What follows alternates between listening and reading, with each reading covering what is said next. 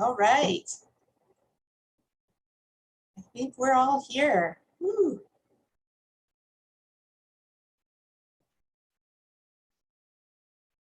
Sounds good. Hello. Hey, everybody. Thanks for holding out with us. We had a few technical glitches, as is what happens sometimes. It's so great to be here. It's really wonderful to be part of this whole BIPOC series and to have been involved in it and to have all of these amazing authors and illustrators come and see us and visit us here in San Francisco or wherever you all are watching from. All righty. Let us know in the chat where you all are coming from.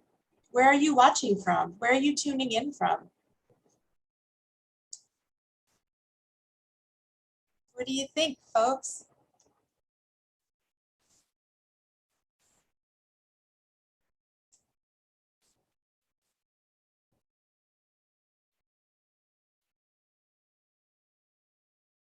Thanks, Yasmin. In San Francisco. Looking good. Think we're gonna hold on a little bit since we had a little glitch. New York, woohoo! I'll be in New York at the beginning of August. Can't wait. Give folks a chance to tune in here. Got some folks still coming in.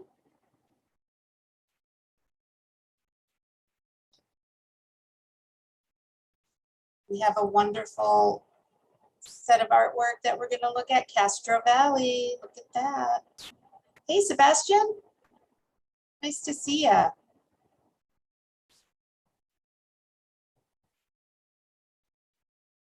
Hi.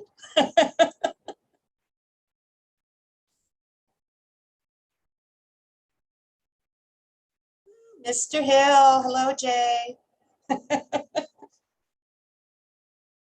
Thanks for coming by.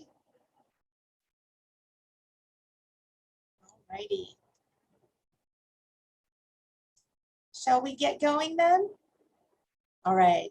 Like I said, hello, my name is Pauline. I am a children's librarian with the San Francisco Public Library. And it is so great to be here with you all today.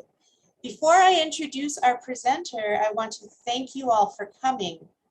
And thank you again for letting us know in the chat where you all are tuning in from. I would like to acknowledge that I am in San Francisco, California, where I live and work on the unceded land of the Ramaytush Ohlone peoples. Today's program is part of Summer Stride, which is the San Francisco Public Library's annual summer learning program. This is just one of hundreds of virtual programs that foster the love of reading and learning taking place this summer. For a full calendar, visit our Summer Stride website,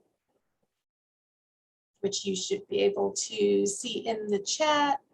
sfpl.org is always a good place to go for all sorts of great information.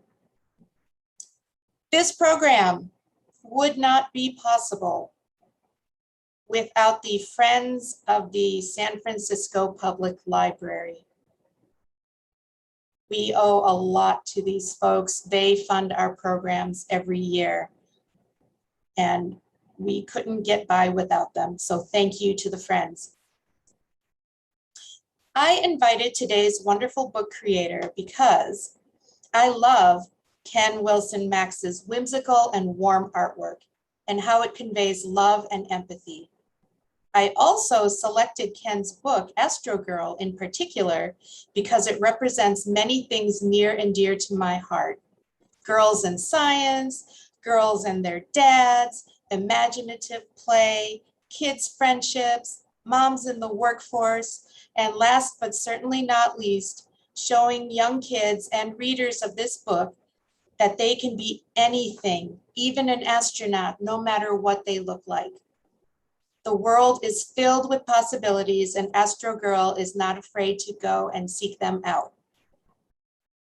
You'll have a chance to ask Ken your questions. Just put them in the Q&A box if you're watching in Zoom, or the chat if you're watching from YouTube. So now I'm delighted to introduce, all the way from London, England, Ken Wilson Max. Ken Wilson Max was born and raised in Zimbabwe, where he trained to be a graphic designer with a strong focus on critical thinking. Ken has worked on more than 70 published books for children since 1995. His books have been published worldwide in over 10 languages, from Chinese to Zulu.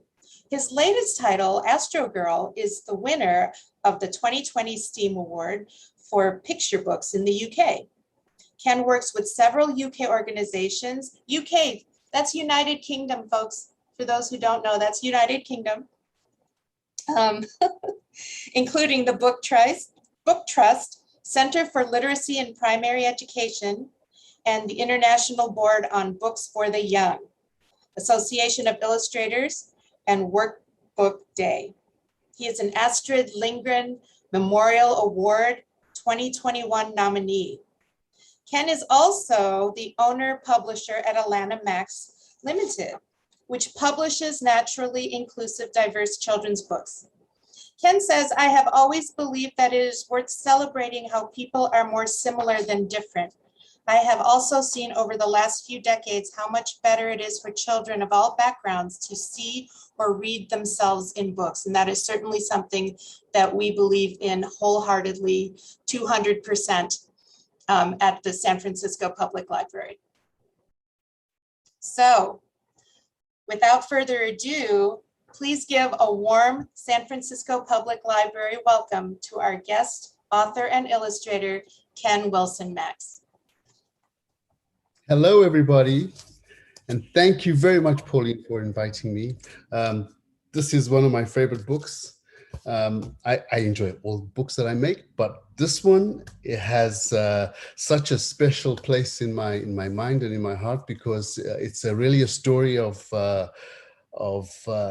let's say, my childhood.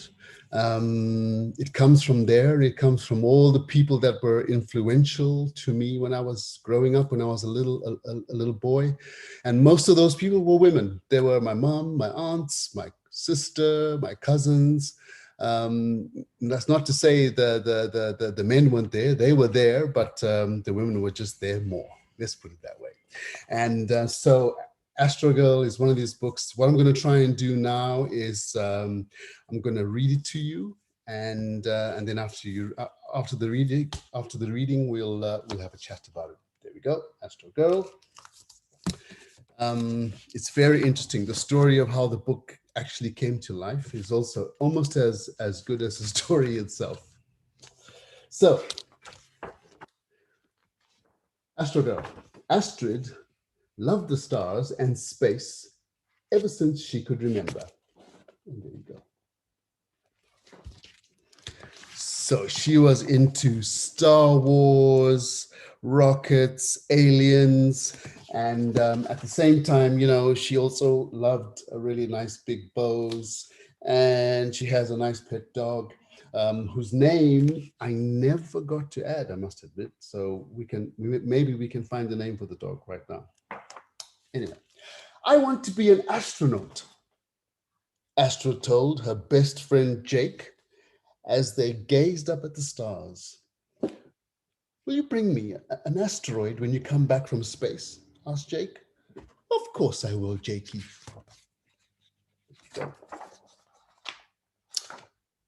I want to be an astronaut, Astrid said at breakfast. Are you sure, Papa asked. You'll have to go round and round the Earth in a spaceship. And he swung her around. I'm sure we all remember what it was like to be swung around by mom or dad. I can do that, said Astrid, giggling. What about eating food out of a tube or a package every day? I can do that, said Astrid as she munched a cereal bar. Okay, Astro Girl, well, you'll also have to get used to zero gravity. And Papa threw her up in the air. I can do that all day long, Astrid laughed. There she is. What about all the science experiments, asked Papa. Could you do those, my brave explorer? No problem, said Astrid as they made rocket ship cookies. There they are. And will a space cadet like you be able to sleep on your own amongst the stars? Papa asked. I think that will be very hard, but I'll do it, whispered Astrid. At last, it was time to go get Mama. Astrid wore her favorite space t-shirt. We've all got one, I'm sure. And at the Space Center, Astrid and her papa moved to the front of the crowd just as the doors opened.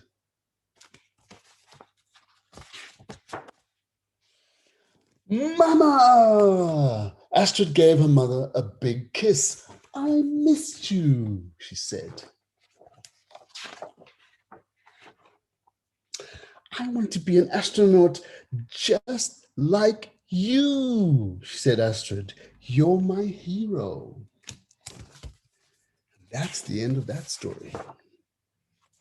Now, Astrid learned a lot about being an astronaut. The word astronaut comes from two Greek words, astron, meaning star, and nautes, meaning sailor. So an astronaut is a star sailor.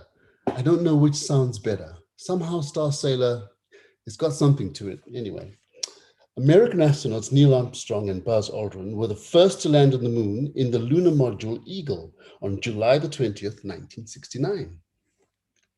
And the first animal to go to orbit was a dog named Laika on the Russian Sputnik 2 spacecraft in 1957. And Laika, I don't think Laika came back. So who knows? Who knows what Laika's up to right now? And then Astrid found out that there were a whole lot of ladies who had been to space already. Valentina Tereshkova from Russia was the first woman in space, and that was in 1963. And then Shannon Lucid from the United States set an early record for the longest time spent in space by a woman, and that was in 1996. 188 days she was up in space. And then May Carol Jemison was the first African-American woman in space, and that was in 1992. Helen Sharman was the first British astronaut and the first woman to visit the Mir space station in 1991.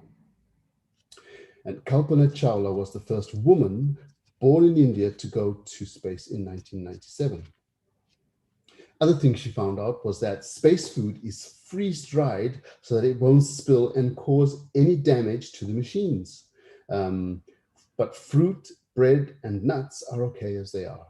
So obviously you can't have droplets of water in space because they float around just like the people. They don't drop onto the floor and make a mess. They stay there. And so you can imagine how weird that is, or how fun, I think, depending on who you are. And the last thing Astrid found out was that astronauts train underwater to create the feeling of floating in space. So if you've ever taken a dive into a pool or into the sea or into the ocean and you kind of move around, that is just like being in space, which is quite a good thing. It's something we can all do, or something we can at least all try without having to go up into the stars.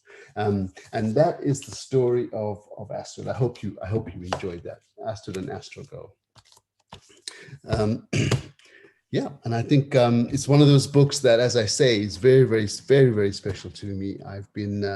It took me a long time to get to show it and get and help it get published, and I just in the end, when I finally found a way to when I finally found out how to make this book happen, it happened really quickly. But before then, it actually took many years, 9 years, imagine. So some of you who are 4 and 5, this book was being made way before you were born.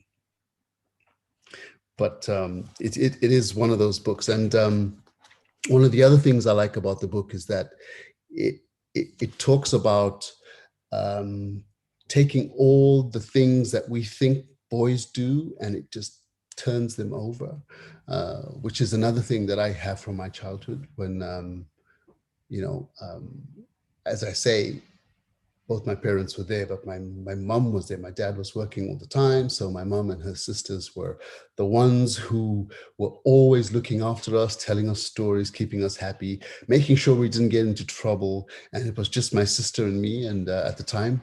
And I lived on the edge of a big animal reserve, pretty much in the bush, and it seemed normal to me to see wildlife just outside the fence. But I think whenever I tell people that we'd wake up in the morning because there were elephants walking by, going to the watering hole, they find it hard to believe. But that's exactly how it was, and for me, it was normal until I got into the big city and realized that city life was something quite different. So all I wanted to do was somehow pass the magic of being a child in a place that's a little bit special, and try to see if I can get other children to think about their own dreams and ideas and to never give up. That was what one of my main goals there. So let's see, what else do I have here? Should we look at your drawings? Yes, please. Let's do that. Let's do that. I can talk about the drawings. So as I said, this is what Astrid looked like when I first had the idea. And when I first had the idea, I wasn't thinking of my childhood. I was thinking of the fact that I wanted to do a book about a girl who dreamt about being an astronaut, because there were just so many boy and men astronauts out there, and it seemed like it's just a boy and man world when it isn't at all. And I kept thinking, but I need to show that girls and women can do as much as boys and men. And one of the things that drove me was, in my head, I kept thinking of a conversation I'd had with my sister when we were kids, when we talked about space, and she'd say things like, yeah, but in space, there's no gravity, so everything is equal. So that means everyone is equal. And I used to think, yeah, that's true. That's very true. So I just wanted to do that. But I hadn't connected my own childhood experiences with the story. And at first I wanted Astrid to be somebody who was in a very rich family, let's say, and both her parents were really busy, and she was almost a little bit too insistent. She was always insisting that she wanted something, and she was always looking for some attention. And after making this initial sketch and I made a storyboard. If some of you don't know what a storyboard is, it's like when you draw the pictures that go, this is what happens first and this is what happens next, and these are little kind of notes in pictures that take you from the beginning to the end of the story, so you can help think about it, and you can also talk to people about what you've been doing. And so I made this whole storyboard, and I realized that I didn't really like Astrid very much. So I actually like the dog. I liked her dog more. And I thought to myself, something is wrong here, because this story is about Astrid. It's not about, and I didn't like her parents. And I just thought, no. Let's take it back to the drawing board. And I left it alone for maybe a year. I just left it alone. I think I was a bit disappointed in myself. And then I tried again. And when I tried again, I kind of began to understand that perhaps for her to seem real, she had to somehow come from somewhere in my own memory and my own experience. Mhm. And just because I write and I illustrate, I'm able to take my own childhood memories and turn them into something. But you know, I didn't always know how to do that. So I think if you have notebooks and things, like I have loads of notebooks like this, very, very cheap, small notebooks. And if you have them, it's good to take your ideas and write them down, or draw them, or do whatever it is you need to do to remember something, and keep them, because one day they're always gonna, you know, they're gonna come in very, very useful. And it doesn't matter. They may come in useful if you become an accountant or a lawyer or a doctor. So they're not just useful because you're going to be an artist or not. I love that idea of gravity as an equalizer. Yeah, it That is. is fantastic. And I like that sentence, and somehow it got lost. I think when I changed the mood and the feeling, when I finally discovered what Astrid should look like and what her family should be, I let's say I got rid of that text, and I started another. I started another. Let's look at another drawing. Yes, yes. So in this one, because she was spending a lot of time with her dad, I wanted her to somehow, you know, they would sit on the grass, as we would actually. We'd sit in the grass with my dad when he came back from work, and we just sort of watch the sunset or look at the stars, because we lived in a place that was quite remote, so there was no street lamps around. It was just, all you could do was see this amazing, amazing sky with loads and loads of stars. And we'd sit there and he'd tell stories, you know, traditional stories from his own childhood, or anyway, he would just make fun and laugh. It was great. It was great to have family time like that. And we would just, my sister and I would just imagine loads of possibilities at the time. And in this version of the story, if you notice in the corner in the top left, there's a what looks like a number 4. And in that version of the story, which was now maybe 2 or 3 years later, I had thought to myself, what if Astrid has a countdown to something? And I'll try not to tell people what that something was, but I was thinking maybe every time you turn the page, the calendar was moving, you know, the days were going away, the numbers were changing, until she got to the time when she was going to see her mom, basically. And it sounded like a good idea, but it somehow it just didn't deliver enough of a surprise at the end. So that idea went. And at the same time, I realized that the perfect picture to have was not her and her dad, but her and her friend. And you know, I've done other books where the girl has a girlfriend and the boy has a friend who's a boy as well. And I Yeah, wanted her to have a friend who was a boy. I love Jakey. I love that she calls him Jakey.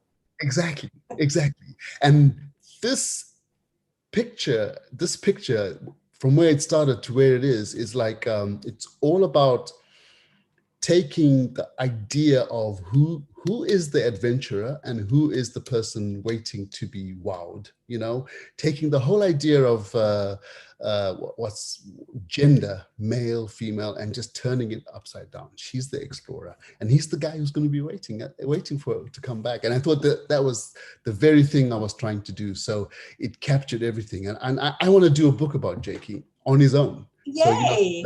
he does something else completely, and he's a different type of guy. He just, Yeah. you know, he has his own way. And I'm trying to, I've got to start writing it. But I thought I quite liked him, even though he appears you know, just this once. But this was the idea, and I wanted to capture that real friendship and love between them, and the fact that it was at night and they were quite free because they're in a garden somewhere. I know, because I live in London now, that not many people have big gardens, you know, but especially because of things like the recent lockdowns, many people have been sitting in parks and enjoying nature in that way. And I think this is one of those type of things. You don't have to have a garden to enjoy lying on the grass, gazing up to the sky, basically. Right. So it's one of my favorite pictures from That there. is one of my favorites too. I love the depiction of the friendship. Yeah, definitely, definitely. What do we have next? Ah, Right, Peru. so here we go. So in this picture, I wanted to really show what someone like Astrid's room is like. And this is meant to be what she's like, okay? Um, she's got everything that she's interested in, from high fashion to soft toys to, you know, all the kind of sci-fi and space STEM stuff that she's just into.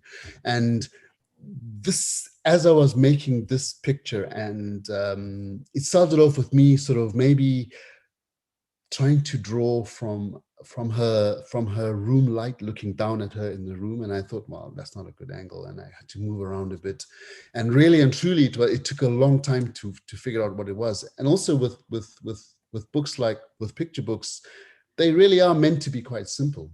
So, you know, you can't really put too much in them, but they're meant to encourage people to talk about a whole lot of things. So that's the trick. And I had to really figure out just a few things that tell you about who she is and what her room looks like. And then, of course, I added her dog and put her by the window so that she could look through it with her telescope. Because I thought, well, if you like space, you've got to have a telescope. I mean, that makes sense, doesn't it?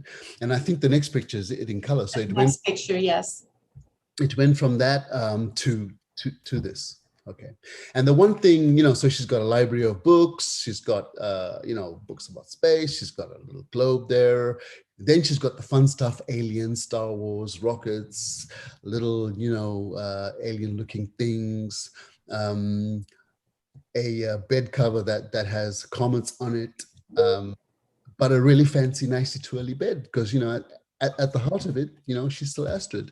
And little bits of her, little bits of her mother, little bits of her dad. It's just a normal person who has a specific interest in something that, you know, say some years ago, people would have thought was a bit strange. But now I think children Astrid's age are encouraged to do anything and everything. So I have a daughter, and I want her to be anything that she wants to be honest with you. Because when I was young, I was only going to be one or two things until I decided, you know, I decided to choose my own destiny. And I must say that wasn't easy for my parents, because they were intent on me, you know, doing something else. So it was very, very interesting, a very interesting time. And one more thing I can tell you is that her dog, even though he doesn't have a name, he or she doesn't have a name, or I wasn't even sure whether it's a he or a she, but it's based on my daughter's dog, whose name is Toby. Aw. And it was a complete mad hack of a dog. Crazy. And he's very, you know, he's got black fluffy fur and really big eyes, just like that. And he kind of stands on the stairs and kind of looks at you like this, you know, when you're talking to him, as though he doesn't know who you are. And very stubborn, but I just thought his character suited this. So yeah, I think one of the things I'm going to ask, because I know if I'm going to have questions, the one question I'm going to ask is, give me a name for the dog. Let's see what happens. But yeah, let's see what else. That's interesting that you say that, because in the chat, we're saying Star Sailor is a great name. It's true. That is a great name. That is a great name. Actually, I'm going to write that down. Star You Sailor. should, before somebody steals it, man. So Absolutely. now, normally, if I was standing and we were all in one room, I would draw this. But now I'm going to show you, this is what happens. You take a few lines and you can create something out of a few lines. You don't necessarily have to paint like a grandmaster, or like, you know, Leonardo da Vinci or anything like that. You just have to find your own way of doing things.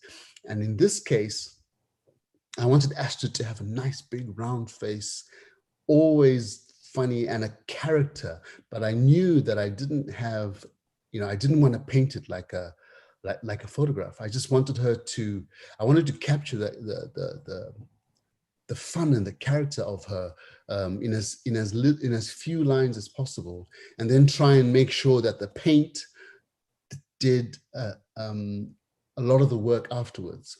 And, you know, she has to be a little bit feisty. You know, she's a kind of she never gives up kind of character. So it was fun to try and capture that. And this took quite a few months of practicing to find that way of doing it. And there's something we always do when we're painting books. If you want to paint a happy book, you really have to be happy, even if it's for a few minutes, because somehow it comes from your emotions into your pencil and into your paintbrush and onto onto the piece of paper. You can't fake happiness. So, or you can't fake being feisty or all this kind of things. So, you know, you have to get that mood going. And that's one of the things I think I love the most about creating books, is that you can always go back to your childhood. I always go back to my childhood. So, you know, and if people tell me I never grow up, that's fine with me, because who needs to grow up, really? If you can stay young, stay young. So, you know, and I think I use the books and the stories and talking to children and teachers and parents a lot, just to try and gather these thoughts and make sure that everything I understand about young people comes out in drawings like this. Okay, so and I kind of found a way to draw little boys and girls quite quickly and quite in quite a sweet, fun way, I guess. But also I'm getting used to drawing animals in the same way, because I don't normally draw animals. Most of my stories are about people. So, you know, I think there are enough people that that make books about animals. So, you know, I admire that. I think it's a great thing. I just prefer to do. Ken, what art tools do you use, or what media do you use? I use acrylic paint when I'm painting on paper. And initially I start with, you know, sketches. So here's something I'm working on at the moment. And nowadays, when I have a new book, I buy myself a very cheap sort of sketchbook, and I start to draw everything that I want to put into that book as my thoughts are going, and I make sketches. So I do things like, let's see, let me find a sketch. So all my notes and sketches come out, you know. Oh, wow. And I'm sort of constantly drawing and sketching and thinking. This is how I'm thinking all the time. And then when I find characters, I start to add a bit of color. So there you go. Nice. And as I get more and more confident about the characters, I kind of do more sketches and start to make more color. So that's much more of a finished one, as you can see there. And then eventually I'll do like half the book. When I get to the middle where the staples are, I'll start to think about making a storyboard, which is basically me doing little windows. I'll just do one little window. A window like that with 2 pages on them. And then I start, this is page 1 and 2, and then I keep going, and then I start to make the story happen in pictures, and I put notes underneath. I like writing, so I'll often use, you know, I'll often sort of write with my little fountain pen. And this document, this becomes the manual. You know, this becomes the kind of reminder of how to make the story happen. Here's another one that I'm doing as well. And this one is for a magazine here in the UK called Scoop Magazine. And I kind of illustrate for them a comic strip with every issue, and I try and tell the story of somebody, basically. At the moment, I'm illustrating the story of Henrietta Lacks, as you can see. Oh, nice. Oh my goodness. Wow. And I try to, you know, so this is me making the notes and deciding what to do. And in this case, I actually paint it onto an iPad, because it's just a bit quicker. That's interesting you bring that up, because one of the questions that came up are, do you prefer digital or analog tools for your art? I prefer analog tools. I just think they give you a better sense of the connection between your brain and the story.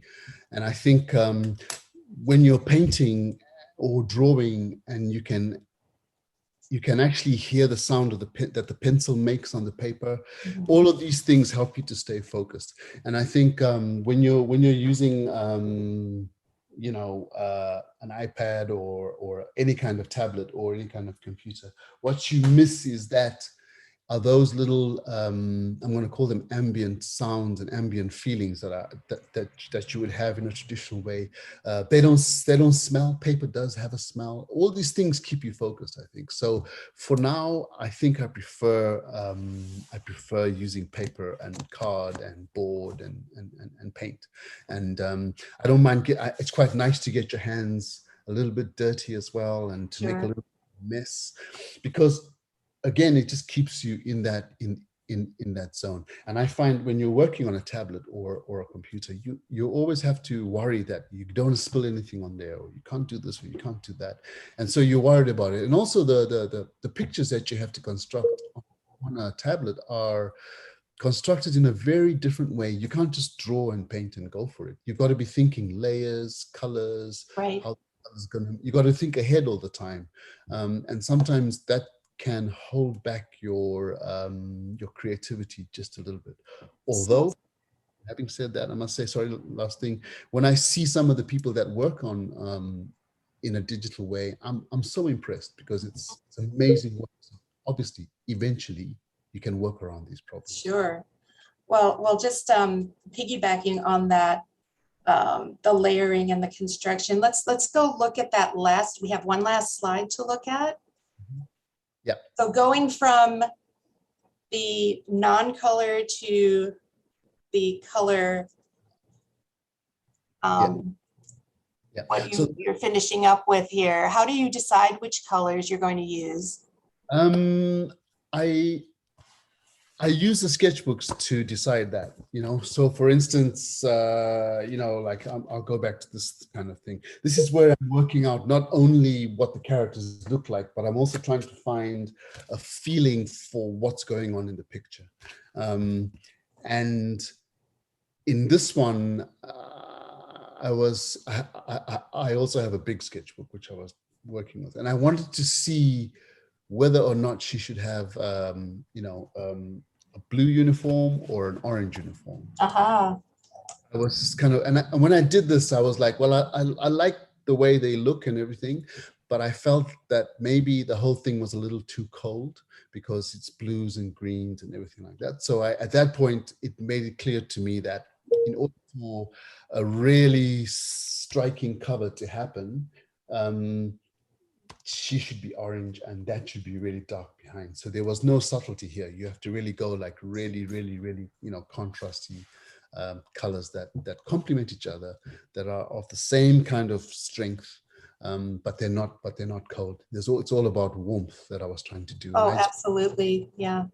And That's that what I really love about all the lines. Or I can't decide which one I like more, the not color one or the color one, because they both convey love and warmth. And I really like them both in their own ways. Yeah. And that's something that's just so amazing about your work, Ken. Thank you. And I'm always trying to capture those little moments, because my first books were about those moments. I would watch parents and toddlers or babies, and I would see how they are with each other. And I wasn't worried about capturing the scene. I was worried about, how do you capture that feeling when the baby looks up with complete love at their mom or the dad, and you get that likewise from the grown-up, but it's different, because grown-up, they show love in different ways. And I spent a lot of time just sort of observing and drawing and sketching, and I realized that plus color could do that. So I try to do that. That's always my goal, is always to capture the little moments between people, because I think that's where stories are made. Yeah, I think when we talked about The Baby Goes Beep very briefly before we started, and how it's a go-to book for children's librarians to use in their story times, that baby is so relatable. and so lovely. And you just want to squish his little face. I mean, he's just beautiful. And Absolutely. that totally comes through. Absolutely. Totally. It's really great because I love babies anyway. I can tell. I love babies, and I just, it is that, it's that experience for people the first time they meet a new baby, and the smell of a baby, and the chubby cheeks, as you just said, or the chubby thighs, and everyone. And I Yes, just thought, you see, I'm talking about their experience of the baby. I'm not necessarily talking about the baby. The baby will grow itself almost if you can get the reaction from the other person. sure. So this is how I try to work. And then recently I've tried to use that to capture bigger issues, like, for instance, STEM and gender issues. And I've tried to see if I can increase the range of this style of working so that it could, in a very realist, in a very everyday, natural way, capture these discussions and arguments. And I must say, it's given me almost a second lease of professional life. It's very exciting. That To is exciting. We have a question from Amy. Because you put a dog like Toby in the story, does your daughter think the story is about her? No, she doesn't. Um, I've not asked her, actually, so let's say I wouldn't know. But she's never said to me that story about me. And it's true to a certain degree. When she was about 3 or 4, she had short hair, and she looked a little bit like that. But I would say it's not her, if you see what I mean. It's a very strange thing, and I always think, who is this really? Because I think when you're writing or illustrating, it's always somebody. There's always somebody that you're referencing to make a, a character sketch, let's say. And I don't know who it is. It could be. I don't know. It could be a boy, as well. I'm not sure. But there is something of maybe several people that are there. But the dog is definitely one dog, that's for sure. It's just Toby, because he's so mad. And I keep thinking, how do you make a story with a crazy dog like this and try to keep it under control? The story itself will just go out of control, and I Oh, don't. the dog will make it go out of control. That's just the dog's nature, right? Exactly. That's right. I have a question for you, Ken. What does it mean to you to be part of this BIPOC series? I'm extremely honored. I think, when Pauline, when you first got in touch with me and sort of explained, how it got to this, I'm extremely honored. And I'm also really happy that within the series there's such a wide range of writers, illustrators, and creators. It's sort of nice to be in that group of people. I think somehow, most people who are sort of BIPOC, as you say, yeah, Yes. um, are how can I say? We just want to we want everyone to read the story because it's a good story. Exactly. This other stuff is secondary or even tertiary to that. So for me, and I started my career without people knowing who I was, because there was no pictures of me for a few years. And then I noticed what happened when people were putting the name to the face, and it was quite interesting. So for me to say, well, this is now almost 30 years later. Gosh, 30 years. Almost 30 years later, to be involved in a group of represented in this way is really is a fantastic honor, and I'm really grateful. Thank you very much. Oh, we are just so thrilled that you said yes. Oh, wow, Ken, this has been so incredible. Thank you. Do you have any words of farewell for our community? Yes, I do. I want to say, thank you for listening. I hope you learnt or heard a few things that you hadn't heard before.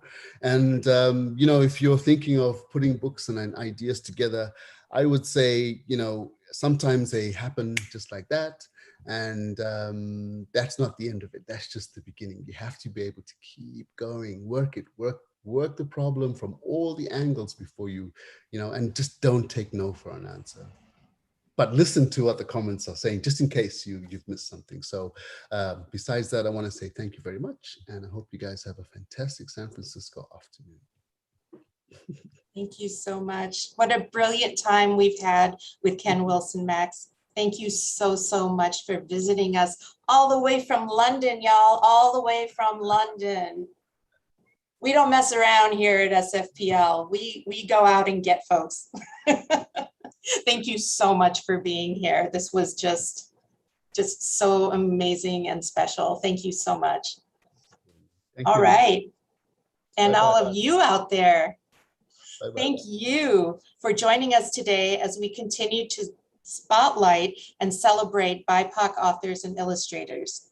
Please join us again next week when we'll be hosting Ambreen Tariq as part of the Nature Booth series on July 14th, and meet our featured artist for Summer Stride. Summer Stride, this stuff right here. Woo. Stuff that you all have been doing all summer, right? You've been reading Kehlani Juanita in conversation with San Francisco's own Lisa Brown on July 16th. Check on sfpl.org for event details. That's all, folks. That's all today. We're expecting a nice weekend here in San Francisco. It should finally be warm. We can actually maybe call it summer. Oh my goodness. Take care, and we look forward to seeing you soon, either online or at one of our open branches. The libraries are slowly but surely opening up. Thank you again. Thanks for joining us this afternoon, and have a pleasant rest of your day. Bye.